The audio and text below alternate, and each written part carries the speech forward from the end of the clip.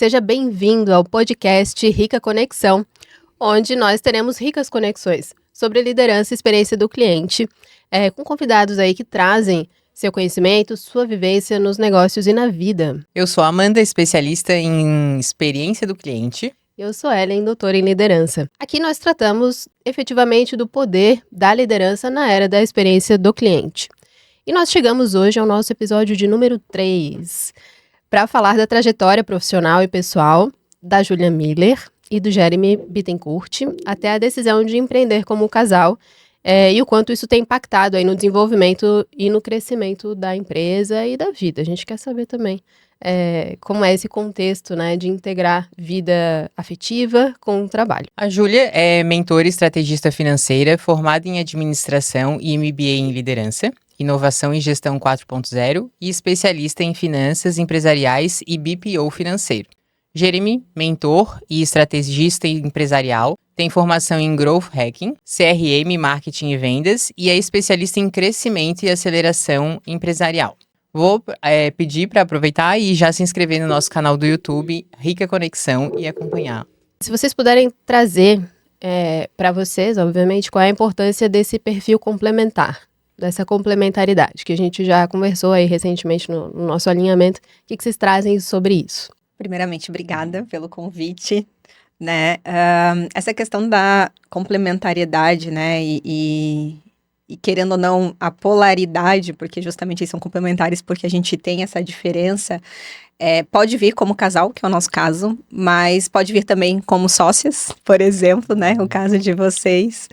E nós enxergamos isso como um verdadeiro acelerador de negócios, assim, porque quando tu tem duas pessoas com características diferentes, entendendo a diferença de cada um e usando, né, a parte boa de cada um, isso traz um resultado muito grande e muito rápido também, né? E no nosso caso é engraçado porque a polaridade ela vem no perfil mesmo, né? O Gênero é mais extrovertido. Eu também sou, mas assim, ele é mais, né, sociável, mais de movimento, eu já sou mais quietinha, mas também no ponto de vista profissional, né? Que o Gênero trouxe essa questão mais de marketing, vendas, expansão, e eu sou um pouco mais pé no chão, eu sou o financeiro, né? Quantos memes aí não tem do financeiro com marketing? A briga clássica, né? Um quer gastar, outro quer segurar. É mais ou menos isso, assim. Só que isso na prática é incrível, porque ele sempre está querendo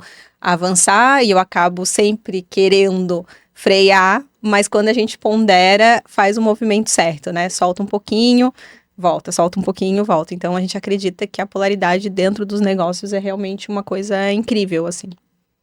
Sim, primeiro agradecer, é muito legal o convite, estar compartilhando aqui.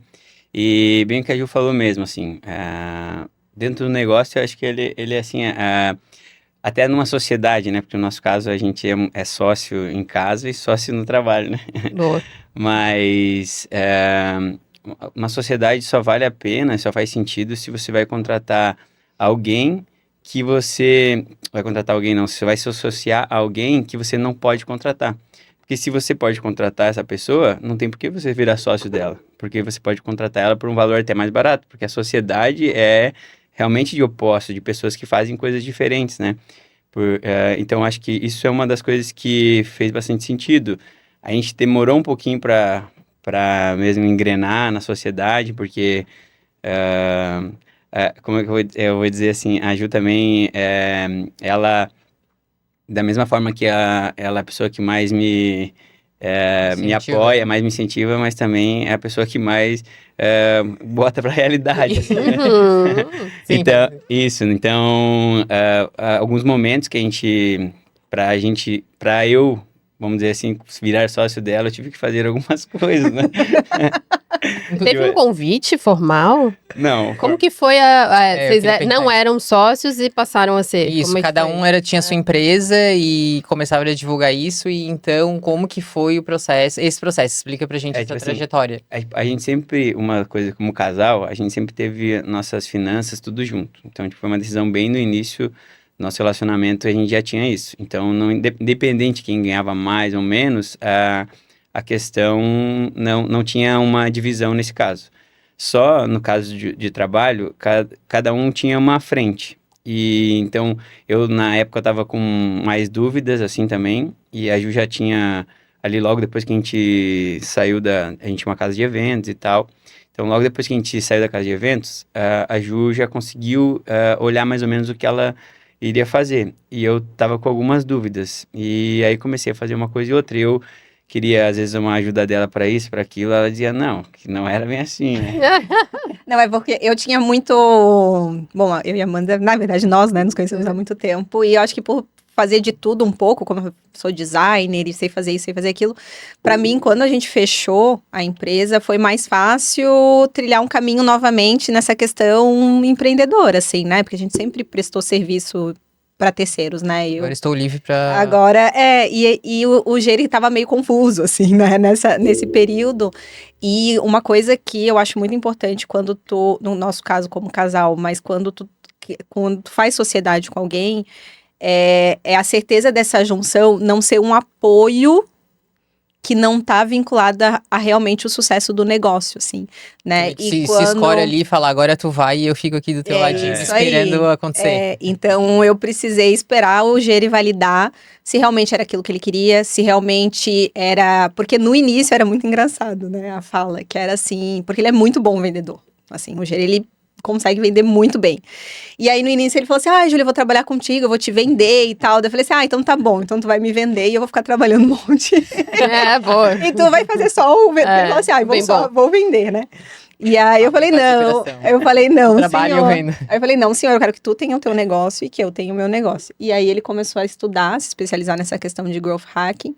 E aí eu percebi que ele estava se desenvolvendo muito bem nessa área. E eu falei, de repente vai ser uma coisa legal. E aí os nossos clientes começaram a se juntar também, assim. Então, clientes que era meu, do financeiro, começou a se interessar pelo trabalho que o Geri fazia, e os clientes do Geri também começaram a se interessar pelo financeiro que eu fazia. Então, daí foi meio natural, assim, mas a gente validou só depois do tipo, eu sei o que eu quero, tu sabe o que tu quer, juntos temos um potencial muito maior, então, bora fazer sociedade. Daí assinamos o contratinho. Né? Daí foi. Boa. E puxando o gancho já da junção, né? De falar que os clientes, que gerou esse desejo, enfim, dos clientes, qual foi a forma que vocês encontraram, assim, de mostrar o valor de um trabalho e de outro e dos dois juntos, né? Alinhados ali na mesma empresa, assim, nas diferentes modalidades, porque vocês trabalham com recorrência e com projeto, provavelmente, na empresa. Então, como é que vocês mostraram isso para os clientes, que seria importante quem estava no financeiro investir no marketing e vice-versa, e como que são os projetos, enfim, ou a recorrência, dependendo do tipo de trabalho. Ele foi bem natural, para falar a verdade, assim, não teve nem qualquer tipo de pensar, olha, se a gente oferecer isso, casa com isso, assim, foi bem natural, por quê? Porque a gente trabalha justamente com um passo natural do desenvolvimento do empreendedor. Né? Então, o empreendedor, ele chega pra gente, às vezes ele não sabe se o que ele precisa é de marketing ou o que ele precisa é de financeiro, assim, ele sabe que não tá legal, assim, né, que tá com dificuldades, não sabe analisar números, não sabe... alguma coisa. Ele sabe que precisa de alguma coisa, né, e a gente tem muito essa questão de qual vem primeiro, meio que se vem o ovo ou a galinha, no sentido organizar as finanças ou vender, né, e a gente hoje acredita que é muito junto, na verdade. Né? Porque tu não pode deixar de olhar para vendas, então é algo que, né, mais para frente a gente vai conversar, mas é algo que a gente precisa muito focar, é a questão das vendas, só que também você não consegue vender se você não sabe se o que tá vendendo tá te dando lucro, né? Então tem a frase famosa, né, que faturamento é vaidade, porque justamente as pessoas enxergam o faturamento, acham que ele é um número que diz tudo sobre o seu negócio, mas na verdade não. O faturamento, ele não te diz nada se não comparado com outras informações, né? Então, essa junção, ela começou natural, porque o cliente chegava, ele não tinha noção do que exatamente ele precisava, e é normal tu primeiro organizar o teu financeiro, depois tu olhar para vendas, olhar para onde tu vai destinar os teus recursos, então só tendo organização financeira que tu consegue direcionar os teus recursos, então foi bem natural essa junção dos dois. Eu acho que os dois, eles combinam, acho que não tem como você falar de uma coisa sem pensar na outra, porque você vai pensar, vou trabalhar um marketing em cima de algum produto ou de algum serviço que eu tenho, mas eu não tenho a noção se esse produto, esse serviço me dá lucro no real. Eu não sei os custos exatos, não sei nada. Então, às vezes eu estou fazendo o marketing em cima de um produto que eu vou vender ele, só que na verdade ele pode estar me dando Prejuízo prejuízo ou ou empatando. empatando e tal, e você está fazendo com que aquilo alcance cada vez mais pessoas. E isso pode ser um prejuízo grande, porque depois você não consegue reverter a questão de valor, de tudo, e posicionamento. Então, você precisa, primeiro, entender exatamente isso. E acho que é uma das coisas que o financeiro que faz muita falta na maioria das empresas, assim, é a questão da precificação, né? Exatamente saber precificar mesmo o produto. Parece que é uma coisa simples falar sobre precificação. Só que aí, geralmente está na cabeça da pessoa. A Aí eu maioria pago não faz. 10 e vendo por 20, estou ganhando. 200% é o número mágico. Tipo, sempre Todo mundo que eu trabalho faz. Não, eu faço móveis, eu pego a matéria-prima e ponho 200%. Eu vendo joias, eu boto 200%. Eu trabalho como não sei o quê, eu ponho 200%. É, 200% é o número mágico da E no final, os precificação. 200% se reduz a... É que na prática ele pode até funcionar, assim, né? Porque no começo, eu acho que sim. é o custo, 200% no final vai dar um positivo, digamos vai dar assim, positivo. né? Só que não entendendo os teus custos para realmente precificar de forma correta, primeiro que tu padroniza todos os produtos e serviços, né? Então isso também estrategicamente não é interessante. Né? Tu trabalha as margens justamente quando tu entende um produto que talvez chame mais atenção, enfim. Mas essa questão da precificação é uma graça mesmo, porque... É porque tem isso, é porque às vezes a pessoa precifica, mas ela não tem noção que a hora dela é a hora mais cara. E ela precifica utilizando a hora dela dentro daquele serviço. E aí que tá o problema, na verdade, porque se você compra a hora de alguém para fazer o serviço, você sabe lá exatamente quanto que eu estou pagando para aquela pessoa trabalhar para mim. Mas aí geralmente as pessoas se incluem no serviço. E aí, às vezes né, a gente vai falar sobre isso talvez, mas o cliente ele olha e fala assim, não, eu quero comprar porque aquela pessoa está fazendo. E aí a pessoa não consegue se desvincular daquilo depois, porque ela vendeu um produto onde ela está envolvida. Né? Então, isso é uma coisa que acontece bastante, assim, né? Então, o financeiro, ele faz você enxergar que, às vezes, a tua hora poderia ser alocada de uma forma diferente, dentro de um produto, e até seria mais barato você ter alguém ou terceirizar isso para que você consiga fazer com que o teu produto saia numa margem melhor, né? Ou que o produto ou o serviço não faz mais sentido também, é uma... é uma confusão. Mas eu queria puxar um gancho sobre o empreendedor entender ou escolher qual é o papel dele no negócio. Até a gente estava conversando no aquecimento um pouco sobre isso, porque às vezes a confusão está justamente nisso, especialmente quando a empresa está começando, né? O empreendedor, ele tem a ideia, ele tem a visão, e aí ele começa a operar aquilo. Né? Muitas das vezes, se ele teve uma boa visão, enfim, ele consegue fazer aquilo prosperar. E ao prosperar, ele sim vai precisar ganhar escala. Depois vocês vão falar sobre isso também.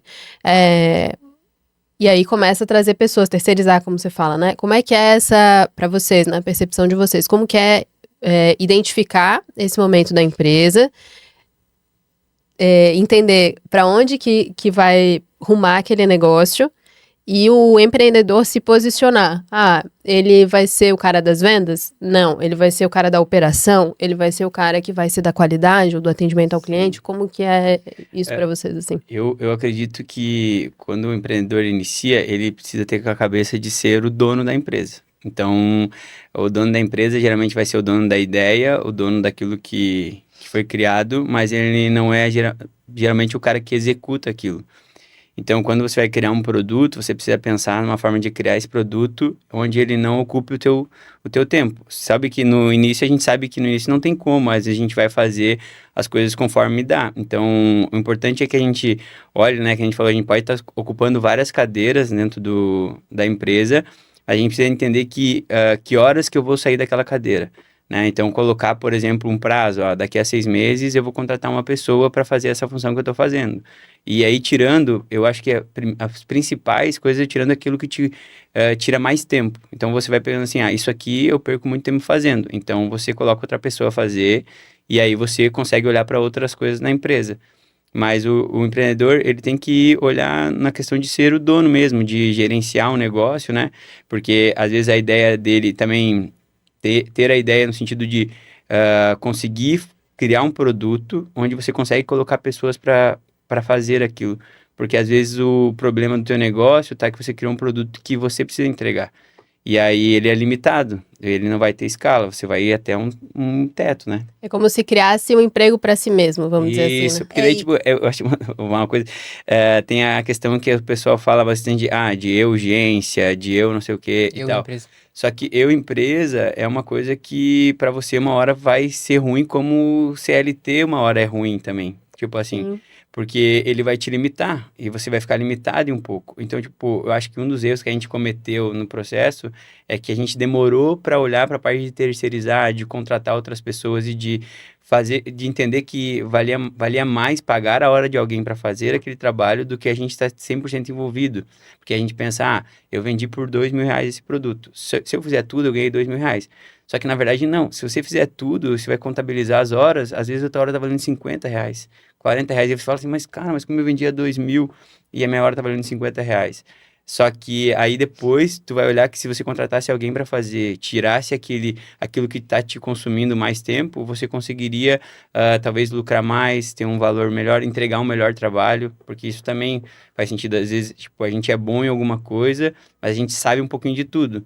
Então, quando você começa a terceirizar, colocar pessoas boas nas funções, o trabalho melhora muito em qualidade. Esse é um exemplo do nosso negócio também, né? E o que eu acho também importante é que quando a gente decide empreender, a gente não tem a estrutura emocional que exige empreender, né? E a gente trabalha muito com os nossos empreendedores nesse sentido, porque às vezes é muito mais medo do crescimento do que propriamente não querer terceirizar algo dentro da empresa, né?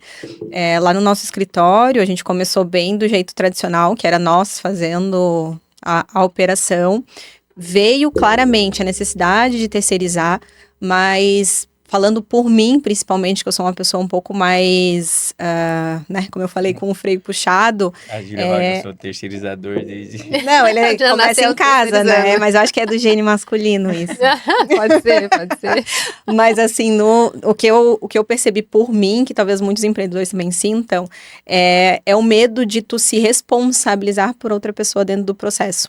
Né? Então, por exemplo, a partir do momento que hoje a nossa equipe ela tem 10 pessoas, eu sou o responsável por 10 pessoas. Né? Então, saiu daquela segurança do tipo, cara, se não der certo, é eu comigo mesma, entendeu? Mas agora não, se não der certo, tem 10 pessoas que estão sonhando o mesmo sonho que eu.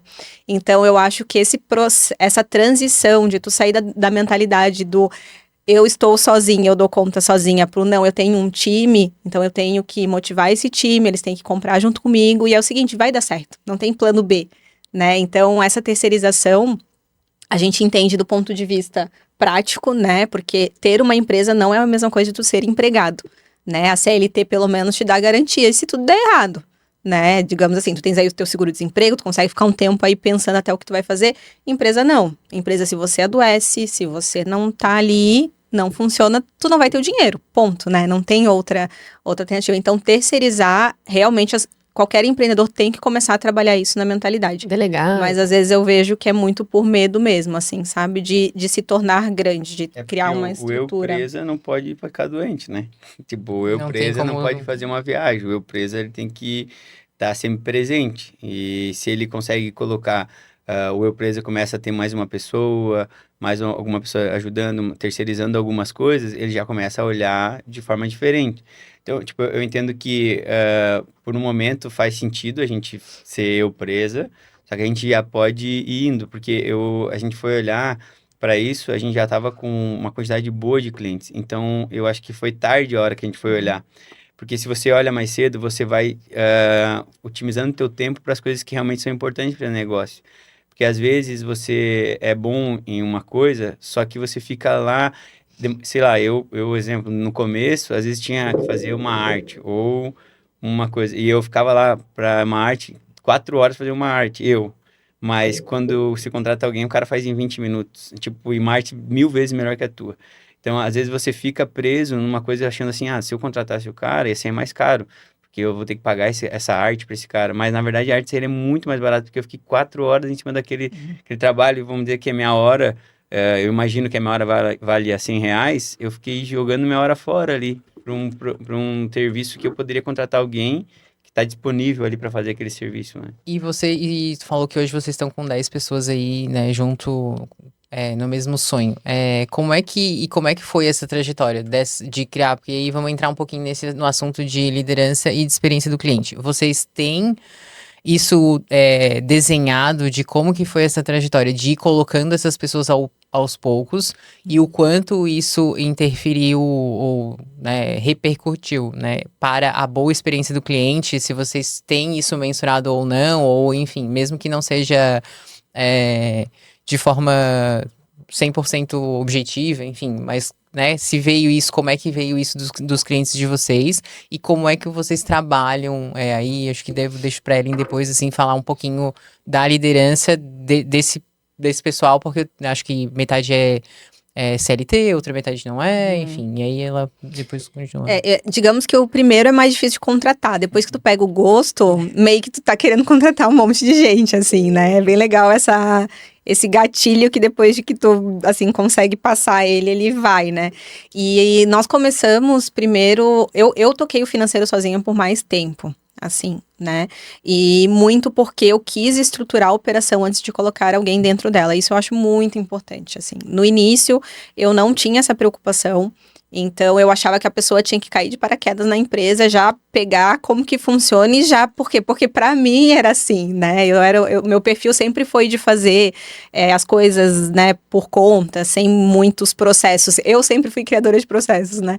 Só que não é assim quando tu lidera, né? Tu tens que entender que tu precisa criar um ambiente. Então, eu acredito que a gente primeiro construiu isso, talvez a gente demorou um pouco para terceirizar por conta disso, né?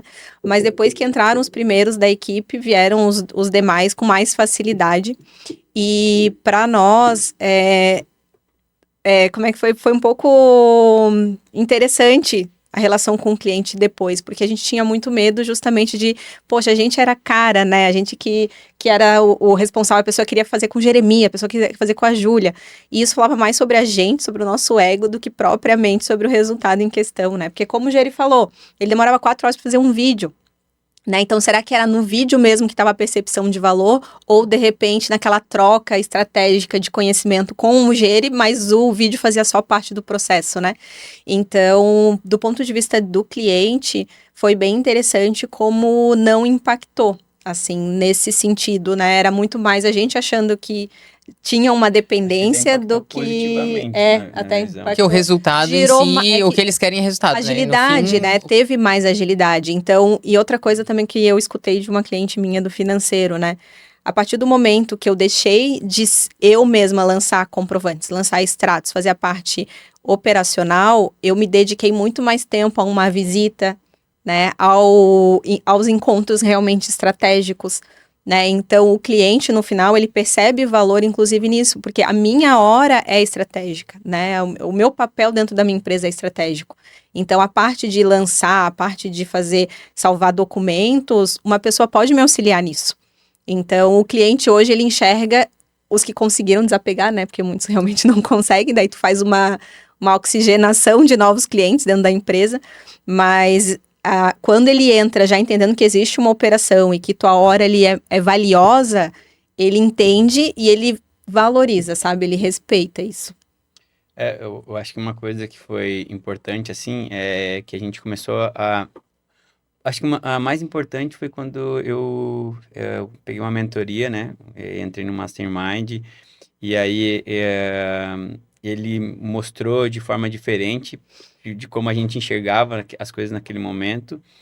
Então, a gente entendeu que precisava contratar, precisava ter pessoas junto e até porque melhorou, eu acredito assim, melhorou bastante a questão com o cliente. Hoje a gente tem dentro do tem uma pessoa responsável pelo sucesso do cliente, onde ela faz com que o cliente cumpra aquilo que a gente propôs a fazer, vamos dizer, né? Porque às vezes acontece bastante do cliente fechar ali na hora, eu vou fazer, quantos vídeos? É 10, deixa pra mim que eu faço 10 vídeos por dia. E aí, Nunca vi isso acontecer. e aí chega no cronograma, quando manda um vídeo, 4, 5 dias pra sair um vídeo e tal, e aí você vai matando, porque é pensado estratégico em cima daquilo, então, e até, eu não posso, uma coisa que pra nós fez muita, que eu entendi assim, que fez muita diferença, que eu não posso esperar do cliente. Porque, da mesma forma que ele quer o resultado, eu preciso do resultado. Porque o meu negócio sem resultado, ele acaba e o cliente vai embora. Então, eu preciso ser responsável pelo resultado do cliente. Preciso entender que ele precisa alcançar alguma coisa, o que ele deseja. Eu tenho que entender o que ele deseja, qual que é o objetivo dele. Porque, às vezes, o objetivo dele é alcançar tal coisa. E eu não preciso ficar na firula ali. Eu preciso só fazer com que ele alcance aquele objetivo e depois outro. Até por isso que a gente depois foi identificando que projetos fazem mais sentido, porque o projeto é o seguinte, o cara vai, eu quero isso, você vai lá e entrega isso para ele. Aí você dá o prazo e faz e entrega. O cara recebe aquilo e você realmente alcançou aquilo que ele queria. Então, e às vezes na recorrência vai ficando, e aí vai ficando, quando a pessoa olha lá, ela fala, mas eu tô quanto tempo com esses caras aí já? Tipo assim, né? Vamos mandar eles embora, porque eu preciso outra coisa, eu preciso economizar em algum lugar, entende? E o projeto é aquela coisa que fica, né? Tipo, quando você entrega algo que a pessoa quer, cara, ela vai sempre lembrar de você com um carinho e tal. Ela falou, pô, eu contratei eles para fazer isso aqui, eles foram lá, entregaram, foi perfeito, foi assim, assim. E eu acho que isso também ele vai muito pro sucesso do cliente, né? Se importar realmente com o resultado dele. Porque às vezes o cliente contratou por um objetivo, né? E se você não se responsabiliza por isso, fala, isso não aconteceu porque o cliente não mandou as fotos. Isso aqui não aconteceu porque o cliente... Tá, tem coisas Tá que... terceirizando Isso, e às vezes assim, a responsabilidade, você enfim. precisa achar o jeito. Se o Isso. cliente realmente não vai te entregar aquilo que você precisa para fazer o resultado, é melhor que tu demita o cliente. Eu ia perguntar se vocês já chegaram a demitir clientes. Já chegamos a ter conversas bem difíceis, assim, tipo, porque a gente às vezes não quer, porque você quer o valor Querer um financeiro resultado também, sem fazer mas só que você sabe a que ação, né, necessária para... a chance desse cliente depois, que se ele não tiver o resultado que ele quer, ele falar assim, aquele trabalho é ruim, é grande. E às vezes não foi ruim, mas é que vocês não se acertaram de alguma forma. Então é melhor, porque o nosso trabalho ele só vai crescer se a gente der resultado. Esse não tem como. Com a maturidade empresarial, assim, tu percebe esse tipo de coisa, né? Que, claro, quando tu começa, tem medo de ficar sem aquele valor, né? Tu tá se validando como profissional, então tu tem medo de, se eu perder esse cliente, será que eu vou achar outro? Será que alguém vai querer meu serviço? Né? Então tu passa várias coisas na tua cabeça que acabam fazendo tu se apegar a cada cliente que diz sim num primeiro momento, né? E a gente percebeu que esse cliente, ele pode realmente custar muito caro, porque quando tu trabalha com empresas, é uma troca, né? Tu dá o teu conhecimento, esse teu cliente, ele vai também trazer coisas para ti e vai funcionar se existir essa troca. Mas se a partir do momento que um achar que é só o outro que é responsável, tanto a gente achar que é o cliente ou o cliente achar que é a gente, o negócio não anda. E aí as pessoas geralmente não são tão sinceras no sentido de dar aquele feedback, dizer, olha, não tá funcionando, então o relacionamento, como todos os outros, começa a ficar abalado e acaba se estendendo. E aí quando termina de um jeito muito ruim, assim. Então o ideal é realmente perceber se você tá prestando um serviço e esse serviço ele não tá trazendo resultados positivos, por mais que tu possa prolongar mais esse contrato, o ideal realmente é sentar, alinhar e dizer, olha, ou vamos melhorar, ou então é melhor encerrar mesmo, que Alinhamento de expectativas, né? A gente chama alinhamento, sempre isso é essencial, assim. Eu falo, tem uma questão que dá para fazer, que é tipo um self-score, né? Você fazer um self-score dos seus clientes, entender se ele tá no nível de, talvez ele tá insatisfeito porque ele não entrou em contato com você, ele não falou mais nada, um exemplo, ou ele tá satisfeito, ok, tá tudo resolvido, ou ele tá muito satisfeito, que é aquele cliente que você pode pedir para ele indicar alguém para você, que você pode vender um outro produto, porque ele está muito satisfeito com aquilo que você faz. Então, fazer isso é uma coisa que a gente não faz ainda, exatamente dessa forma, né, de self-score, mas que a gente já analisa os clientes. Tipo, esse cliente aqui está próximo a fechar. Talvez a sair. Um exemplo, esse cliente, ele não mandou mensagem, a gente mandou mensagem no grupo, ele não respondeu, sei lá, e você sabe que ele vai fechar, vai talvez encerrar. Então, você tem que chamar uma conversa. Então, dê uma hora, talvez, uma conversa de ir visitar o cliente, porque daí é a tua hora bem usada, num cliente que talvez ia sair, você foi lá e melhora alguma coisa, dá um upgrade em algo para ele, dá um bônus e tal. Você pensa em não perder esse cliente, mas ver se realmente faz sentido para você tá com esse cliente junto, né? E vocês o Jerry estava falando antes sobre a questão de preço e percepção de valor. Se você puder falar um pouco dessa relação, aí eu explico o porquê. Tudo bem, né? É notório que o empreendedor começa sem saber precificar o valor do seu serviço ou do seu produto, do seu bem, enfim. Mas ele pode embarcar na ideia de que é o mercado que diz quanto vale. E o que vocês têm para dizer sobre isso? Como que agrega valor, como cria percepção de valor que seja compatível com aquilo que você tem para oferecer, um método de precificação talvez que vocês adotem, que critérios vocês levam em conta, o que vocês teriam de orientação nessa linha? Na parte de precificação, é interessante a pessoa entender que existem vários fatores, né? E fatores relacionados financeiro mesmo, né? Números e de posicionamento, né? E o que é muito comum, às vezes o empreendedor ele só olha para o mercado. Então, não, eu estou nesse mercado aqui, eles cobram X, vou aplicar o meu negócio. Só que os teus custos não são iguais do teu concorrente, né? Do mercado. Então, isso tu precisa ter clareza. Pode ser que aconteça? Sim, porque tende a ter aí um padrão, né, de custos, um padrão de processos, então, na maioria tu pode acertar? Pode, só que é interessante tu entender primeiro os teus custos para te entender exatamente quanto te custa fazer determinada coisa e quanto te custa as despesas que tu tem relacionada àquilo. Depois que tu tem o número muito claro, aí tu vai entender qual que é o poder da tua marca.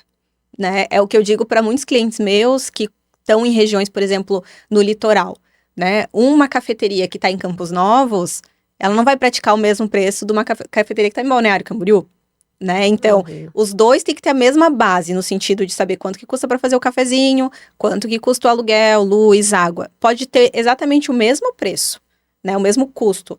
Só que, por tu estar em Balneário, tu entende que o valor de estar lá, né? A percepção de valor e o poder de compra das pessoas que estão lá, também a questão de eu estou disposta a pagar, quanto que eu estou disposta a pagar. Então, assim, são muitos fatores para precificação. Então, isso é importantíssimo tu entender antes de bater o martelo e dizer assim, não, meu produto ou meu serviço custa X, né? Acho que a precificação de custo, ela é uma, e a precificação de valor é outra, né? Porque se você for pensar na questão de por que é importante o marketing, por que é importante se posicionar, a gente está falando pode falar de branding, de marca, por que essas coisas são importantes? É realmente para isso, né? Para você poder cobrar por valor, não por preço. Né? Então, as marcas que às vezes trabalham com um preço baixo e tal, um exemplo, você precisa entender que tem várias questões por trás. Às vezes tem marcas que trabalham 2 anos em cima de preços menores porque elas têm um valuation lá de 5, 6 anos para frente, elas têm uma ideia é uma estratégia de captação de cliente. Então, tipo assim, se tudo que você fizer, ele tiver uma estratégia por trás, você pensar assim, não, o que eu estou fazendo aqui agora é para gerar esse tipo de pessoas para depois eu conseguir vender um produto mais caro. Ou vice-versa, eu tô fazendo um produto mais caro agora porque eu quero gerar que a minha marca seja uma marca desejada e de repente eu vou depois fazer um valor mais barato e vou alcançar mais pessoas. Tipo, isso acontece no mercado, assim, a gente consegue pensar em marcas que fizeram essas duas estratégias. Eu acho legal pensar na precificação que não tem certo e errado do ponto de vista de posicionamento, né? Então, tem as lojinhas da China que se multiplicam em cada esquina e eles trabalham com preços muito, muito abaixo, né? E ali é um posicionamento, né? Então, eles enxugam o que eles puderem enxugar dentro do processo para poder praticar um preço mais baixo para vender o quê? Em volume. Né? Então, é inversamente proporcional a questão do volume em relação à questão da margem, né? Então, assim, se tu tem margens pequenas, você tem que ter um volume grande, no final das contas, se o lucro der certo, não importa a estratégia que tu seguires, né? Que às vezes as pessoas também se pegam muito nessa questão do, não, eu não vou vender o meu produto barato. Cara, de repente é a melhor estratégia pro teu negócio. Só que, se tu vende barato, realmente tu tens que ter muito calculado a questão Quem vai dos validar custos. isso é o cliente. Sim. Porque se tem uma pessoa disposta a pagar por aquilo que você está oferecendo, né? Porque, vamos dizer assim, às vezes a pessoa está pensando em gerar valor no negócio que o cliente não vê valor. Isso é igual você... vender uma Ferrari para um estudante, para um acadêmico. Não Isso, vai vender. ele não vai vender. Então, tipo, você precisa encontrar o cliente certo, como a Ju falou. Você tá pode ser os mesmos custos, mas você não tem como cobrar o mesmo valor numa cafeteria em Balneário Camboriú.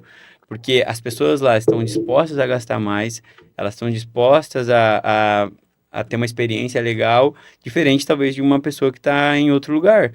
Os custos podem ser o mesmo, mas é aquela coisa que eles sempre falam de oportunidade, né? Tá chovendo, as pessoas precisam de guarda-chuva. Se o guarda-chuva, quando não tá chovendo, custa R$ 2. Quando tá chovendo, custa 10, porque você precisa, a necessidade. Então, as necessidades vão gerar isso. E quem vai definir se vale a pena o teu produto é um cliente. Se um cliente compra, existem mais clientes que vão comprar.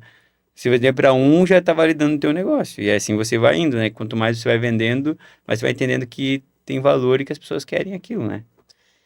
E como que vocês veem o papel da formação de equipes nesse crescimento, né, do negócio de vocês e no que vocês também têm de perspectiva para os próximos anos, para as estratégias que vocês têm, que desafios que têm? Vocês têm, acho que, times híbridos, né? Tem pessoas que trabalham presencial, outras remoto. Como que vocês conseguem compatibilizar essas diferenças? A gente percebeu que quando trata-se de algo operacional que exige uma carga horária, um cumprimento de dias e horas, a gente traz e registra como CLT, né? Quando é algo que é um profissional prestando um serviço que tem variação em carga horária, na verdade não tem nenhum compromisso em relação à carga horária, a gente trabalha com terceirização. E como a gente tem essa parte do marketing, é uma gama de profissionais muito grandes que também têm seus próprios negócios, né? E aí também é o grande desafio, porque tu terceiriza algo da sua empresa e tu tem que alinhar com a pessoa de que é terceirizado, mas também existe aí uma responsabilidade de entrega, né? Então hoje é o grande desafio trabalhar com esses diferentes formatos de trabalho, diferentes perfis de pessoas. Graças a Deus, assim, tem bastante ferramenta que ajuda, né? Então, tem reunião de alinhamento toda semana, né? E hoje a gente tem... Onde é que é a equipe? Tem pessoal lá do Maranhão. Maranhão. Estão meio espalhados, Minas Gerais, assim. Rio Grande do Sul. E é bem legal, porque inclusive tu traz outras visões, outras experiências, então tem bastante ponto positivo. Mas eu acho que é o maior desafio de empreender nessa etapa de construção de equipe, assim, porque exige de ti, como empreendedor, uma organização muito grande. Então, tu tem que se aperfeiçoar, porque não tem como tu liderar algo se você não vive aquilo, né? E o que a gente percebe somos exemplos, né? Então, estamos constantemente sendo avaliados e, a partir do nosso comportamento, a sua equipe vai se comportar de determinada forma. Então, para mim, hoje o maior desafio é eu ser a pessoa que eu admiraria, assim, sabe? Então, isso para mim E como vocês difícil. buscam esses profissionais? Como buscaram e qual foi... Então, primeiro, respondendo um pouquinho da outra pergunta, para mim eu acho que é o essencial. Não tem como você crescer sem ter pessoas, ainda mais no nosso negócio hoje, ele é inversamente proporcional. Se a gente crescer, quanto mais a gente crescer, mais pessoas a gente vai ter que ter na equipe para conseguir dar conta disso, né? Cara, eu sou um cara que eu falo uma coisa, eu gosto de pessoas, né? Então, tipo, eu sou um cara que pra mim, eu tenho que a Gil fala, às vezes, do peso de, às vezes, você ter responsabilidade de pagar o salário, de ver, mas pra mim é uma coisa muito legal, assim, você poder ter essa questão, a gente fica com a responsabilidade, a gente sabe, tipo, pô, tem que pagar aquilo, e, cara, tipo, é meio aquela coisa meio assim, nós não recebemos, mas pagamos os caras, tipo assim, né, pode Sim. acontecer uma coisa nesse sentido, mas eu acho muito legal, assim, essa questão de a gente assumir esse papel de também, de gerar outras pessoas, outras receitas e fazer esse crescimento, gerar de certa forma, girar a economia, porque eu acho que é uma questão assim, o nosso propósito hoje é isso, né? É fazer com que a gente gire a economia dentro do nosso negócio e quando a gente impulsiona outros negócios, a gente faz outros negócios pensarem, existem contratações novas, existem várias coisas que acontecem, né? Então, é uma coisa que para nós é bem motivador e que a gente quer para o futuro é alcançar cada vez mais pessoas, né? Lugares que a gente contratou. Por um certo momento, a gente achava que não ia ser difícil, porque a gente mora numa cidade pequena, então não tem tantos profissionais qualificados lá e tal. Mas a gente pegou e foi pro LinkedIn, né? E aí no LinkedIn a gente fez, foi surpreendente, na verdade, tipo, porque vinham muitas pessoas boas. E aí a gente, acho que é uma coisa que a gente pegou muito, é o processo de seleção. A gente precisa pensar que demora para contratar e rápido para demitir. Então, se você demora para contratar porque você faz várias experiências, você entende que aquela pessoa é uma pessoa que quer ser liderada por você, porque talvez às vezes ela não quer. E, então não adianta, ela pode ser boa o que for, mas ela não vai ser uma boa pessoa para a equipe. Então, a gente entendeu isso, a gente demorou para fazer algumas contratações no sentido de 2, 3 reuniões antes de contratar, fez com várias pessoas, e aí, quando a gente contratou, pode dar errado, mas a chance de dar certo é melhor. E até hoje, as contratações que a gente teve, cara, foi super legal, assim, a não ser no começo, que eu acho que foi mais falha nossa do que das pessoas que trabalhavam, né? Que a gente não tinha muito desenhado os processos e tal. A melhor coisa para quando você contrata alguém é a pessoa falar assim, nossa, que legal, nunca tive num lugar com os processos tão desenhados, nunca tive isso e tal. Isso é uma coisa, é um feedback legal quando você tá dentro da empresa e você sente, realmente, né, eu contratei. E uma coisa muito legal que eu acho é que é quando você pega e você sente que tem outras pessoas. Primeiro a gente tem um sonho, eu e a Júlia, de alcançar outras pessoas e tal. Mas o mais legal é quando você tem outras pessoas que não tiveram aquele mesmo sonho que você, mas de certo momento elas estão acreditando também. Elas ficam tristes quando alguém fecha, quando alguém não fecha. Elas ficam muito felizes quando alguém fecha, porque elas também estão nesse processo e elas acreditam naquilo. E eu acho que isso é uma coisa legal. E é uma coisa do nosso propósito, assim, eu acho. Um aprendizado nessa trajetória que foi legal, que em vários momentos como empreendedor tu percebe como a tua mente era pequena, né? Porque a gente estava em Campos Novos, estamos em Campos Novos, e a percepção é de que não vamos conseguir crescer porque não tem mão de obra, né? E para nós não tinha nem, assim, ó, não tinha passado pela cabeça de colocar vaga em LinkedIn, sabe? Assim, e a gente batendo cabeça nessa questão do não vai ter mão de obra, né? E aí, pela mentoria, pelo Mastermind que o Jair tá fazendo, ele só falou isso, assim, ó, não, gente, entra no LinkedIn, coloca a vaga que vocês querem. Sério, acho que a gente recebeu uns 60 currículos, né? A vaga na época era de social media, um currículo melhor do que o outro, sabe? Isso fez aquela explosão no cérebro, assim, do Assim, tipo, tem gente, cara, né? sério, busquem pessoas pra trocar ideia, pra, sabe, trocar experiência, vivências, porque se nós, como empreendedores, a gente fica no nosso mundinho, a gente tenta resolver problemas com a nossa visão. E a nossa visão, ela é extremamente limitada, né? Ela não alcança lugares que outras pessoas já alcançaram.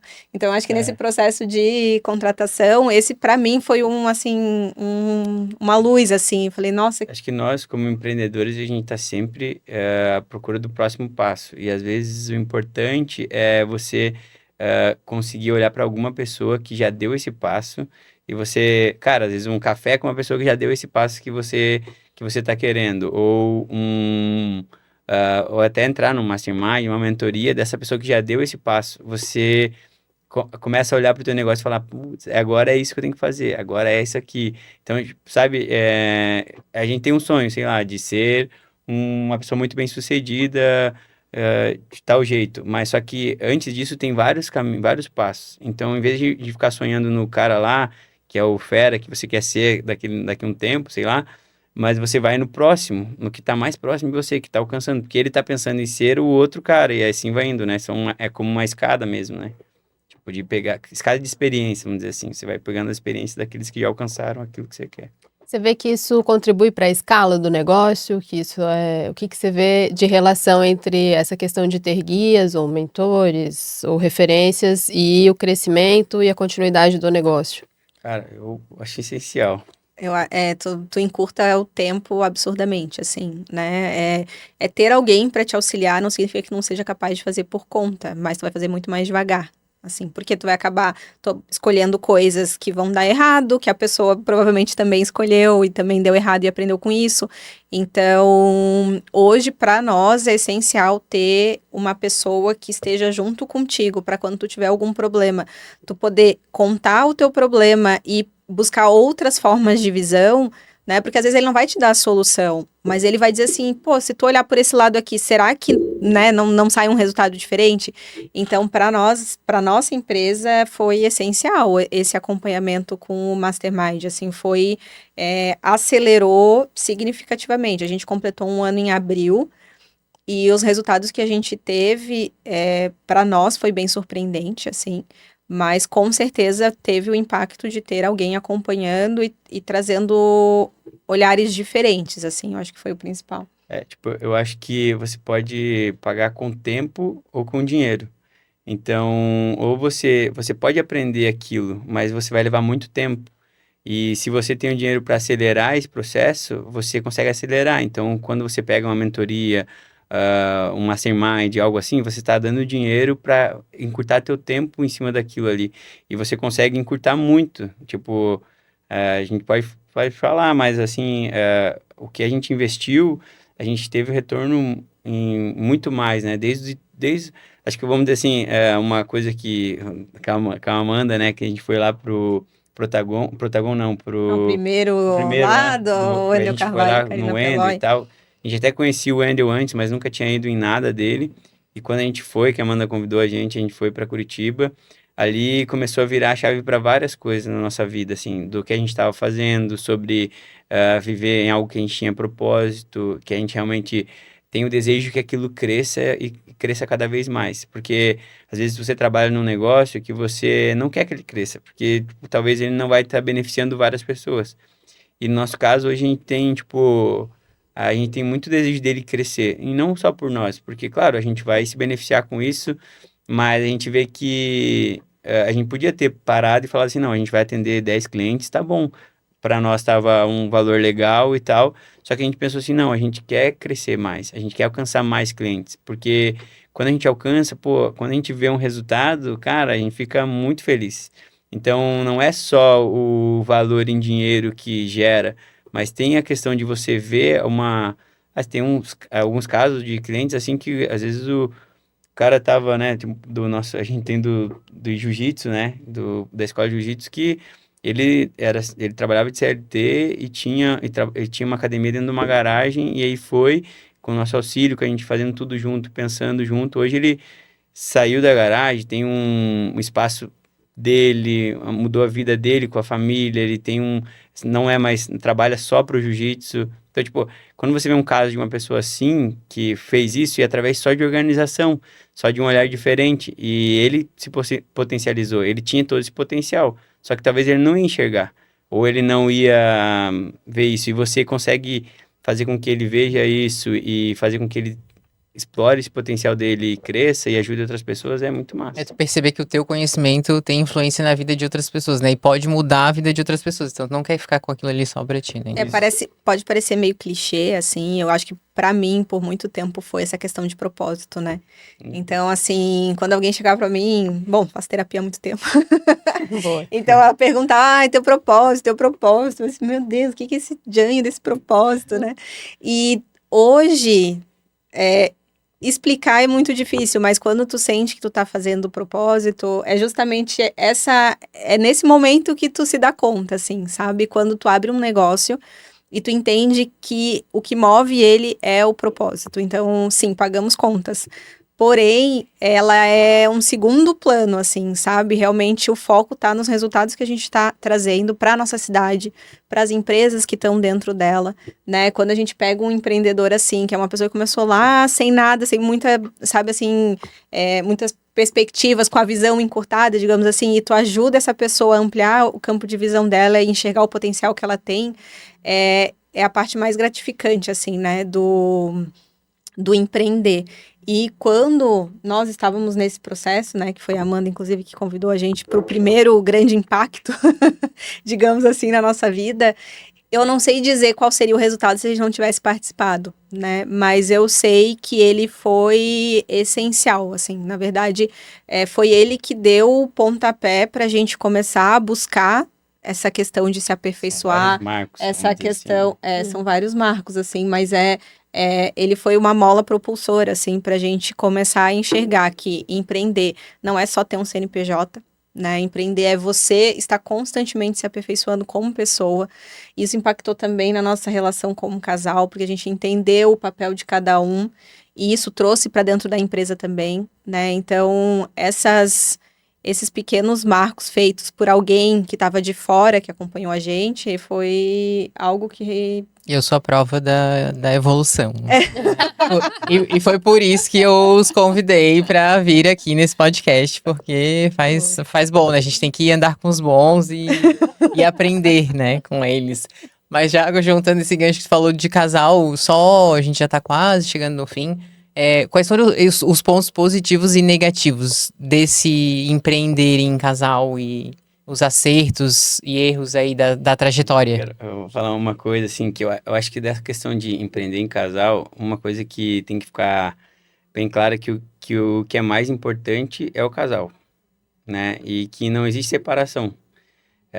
Não existe separação agora aqui eu tô falando com a Júlia, que é empreendedora, e depois eu tô falando com a Júlia lá em casa. Que não tem. E é a mesma coisa. E você precisa entender que é assim, porque a gente tem muita questão de vamos separar as coisas, mas tem coisas que não tem como separar. Porque se, vamos dizer, a gente tiver um momento ruim lá na empresa, a gente não vai chegar em casa os dois sorrindo. Ai, que legal. Não tem como, porque É a vida acontecendo. é a vida acontecendo. Então, entender isso, acho que isso é uma coisa muito importante, assim, tipo, que não tem essa separação, que o mais importante é a escolha primeira, que a gente escolheu primeiro, é estar junto como casal. E aí depois a gente foi fazendo essas outras escolhas. Então, o mais importante é a primeira escolha. Se algo não der certo ali, a gente vai dar um jeito para que os negócios aconteçam, mas não gerar uma briga ou algo muito grande por conta da empresa. A empresa, ela faz parte disso, mas a gente veio antes da empresa, né? Teve vários clientes nossos que fizeram um movimento depois de empreender em casal. Começaram separados, depois o cônjuge entrou na empresa, né? Mas nós vimos como saudável esse movimento, assim, tu é um casal, assim, a empresa acontece, porventura se vê que pode juntar como uma escolha de que eu também sonho esse sonho, sabe?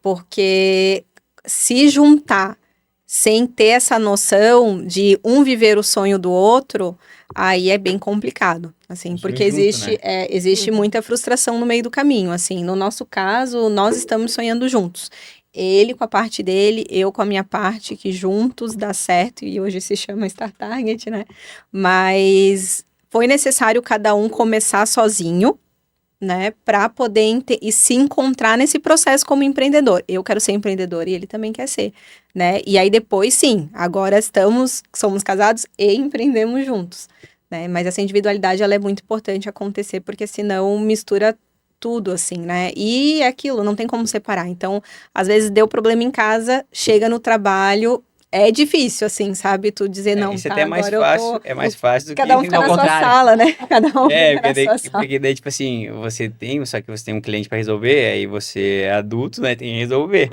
Só que, por exemplo, quando é o contrário, aí em casa ninguém é adulto, mas né? esse é desafiador, assim, né? Essa parte é desafiadora, porque tu tá querendo fuzilar a pessoa, daí tu tem que estar na mesma sala ali. Tipo, chega pro cliente, ó, ela não presta.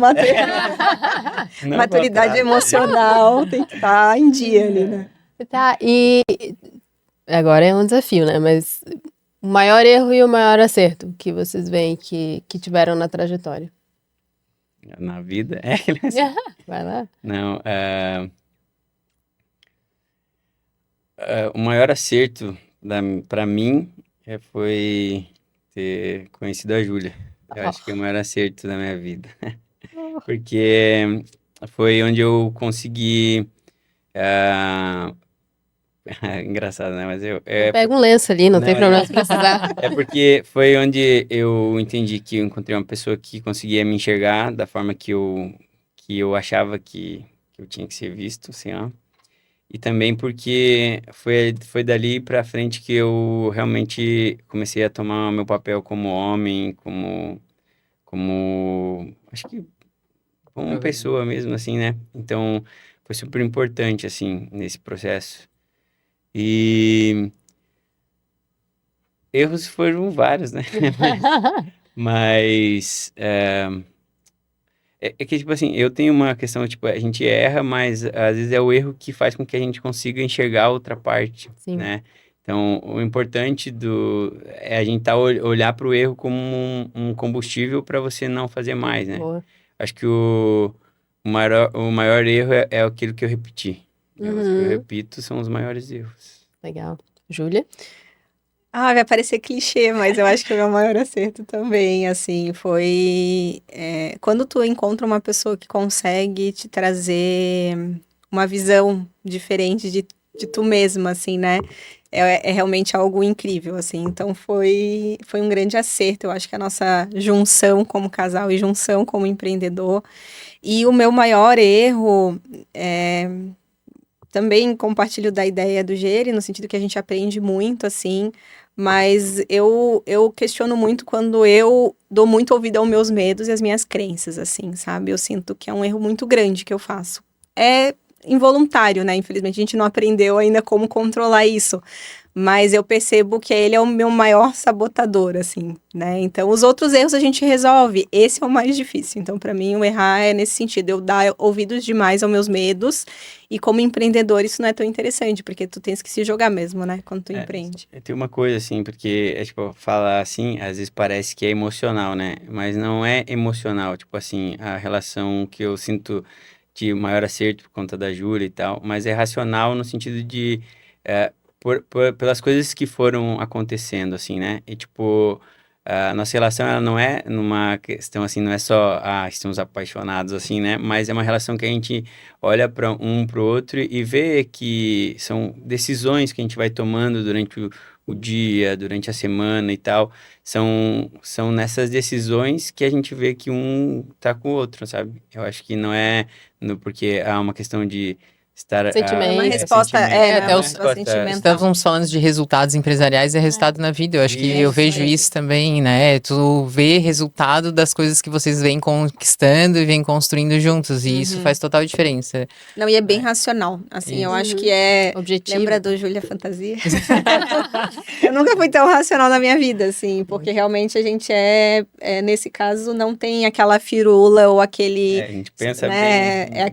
é o casal no real mesmo, com todas as suas coisas ruins, com todas as suas coisas boas, mas justamente a junção dessas duas que proporcionam crescimento e evolução como pessoa, como empreendedor. Essa parte do Júlia Fantasia, se quiser saber, ela provavelmente ela pode contar o conto de fadas, era como ela estava salvo o número dela no meu celular. Mas ela pode contar nas redes sociais, agora ela vai passar aí as redes sociais deles, ela conta essa parte para quem quiser saber um pouquinho mais. Então, quem quiser conhecer um pouquinho mais da minha pessoa, eu tenho um perfil no Instagram que é Eu Sou Julia Miller. E lá também eu compartilho um pouco sobre finanças, sobre empreendedorismo, um pouquinho da vida pessoal, porque a gente acaba fazendo isso também. E também tem o perfil da nossa empresa, que é a Star Target. Quem quiser conhecer um pouco mais, o meu perfil é @jeremybittencourt. E o perfil da Star Target. A gente tá começando a melhorar o nosso perfil, né? Boa. E assim, estamos nesse processo de trazer conteúdo e tal, e um conteúdo que faça sentido para as pessoas e que ajude também. É isso. Sobre marketing, vendas, finanças, enfim, o universo do empreendedor. E convido vocês a seguirem o nosso perfil, @ricaconexão, e nos seguir ali no canal do YouTube e do Spotify. Para finalizar, eu vou deixar a nossa frase que ideias inspiram, mas só a ação transforma a sua realidade. O que você vai aplicar agora a partir desse podcast? Comenta aqui nos comentários. Obrigada.